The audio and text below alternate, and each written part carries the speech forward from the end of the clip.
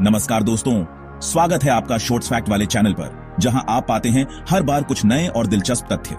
आज हम आपको ले चलेंगे भारत की उन रहस्यमयी और अद्भुत परंपराओं में से एक की दुनिया में, जिसे समझना हर किसी के लिए आसान नहीं। सोचिए, एक साधु जो नग्न रहता है, राख से अपने शरीर को ढकता है, गहन तप करता है और अपनी असाधारण शक्तियों के लिए जाना जाता है।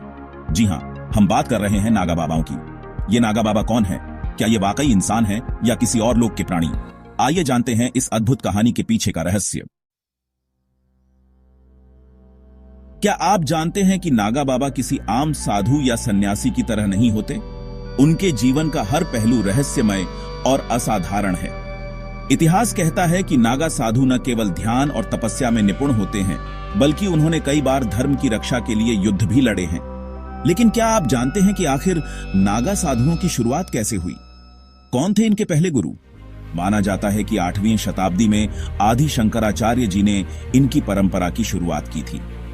उस समय सनातन धर्म पर बाहरी आक्रमणकारियों और धर्मांतरण के खतरे मंडरा रहे थे। धर्म और संस्कृति की रक्षा के लिए उन्होंने अखाड़ों की स्थापना की और नागा बाबाओं को धर्म योद्धा की भूमिका दी। नागा साधु न केवल आध्यात्मिक ज्ञान में पारंगत होते हैं, बल्कि वे शस्त्र विद्या में भी निपुण होते हैं। इतिहास गवाह है कि मुगलों और अन्य आक्रमणकारियों के खिलाफ कई युद्धों में नागा साधुओं ने महत्वपूर्ण भूमिका निभाई। लेकिन नागा साधु बनना इतना आसान नहीं है। यह एक सामान्य व्यक्ति के बस की बात नहीं।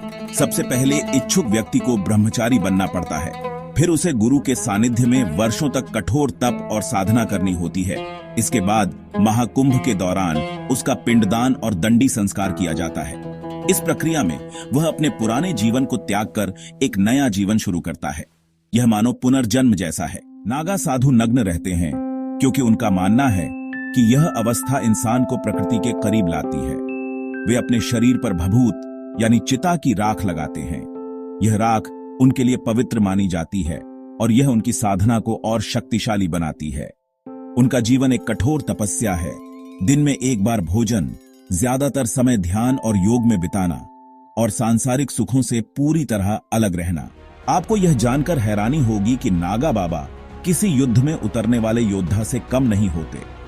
उनका तप और साधना उन्हें असाधारण मानसिक और शारीरिक शक्ति प्रदान करता है। यहां तक कि कई नागा साधुओं को समाज में गुरु या मार्गदर्शक के रूप में भी देखा जाता है। वे समाज को अध्यात्म का मार्ग दिखाते हैं और सनातन धर्म की परंपराओं को जीवित रखते हैं। तो दोस्तों, नागा बाबाओं की रहस्यमयी दुनिया न केवल हमें उनके तप और साधना की झलक दिखाती है, बल्कि यह भी बताती है कि धर्म और संस्कृति की रक्षा के लिए उन्होंने अपने जीवन को पूरी तरह समर्पित कर दिया।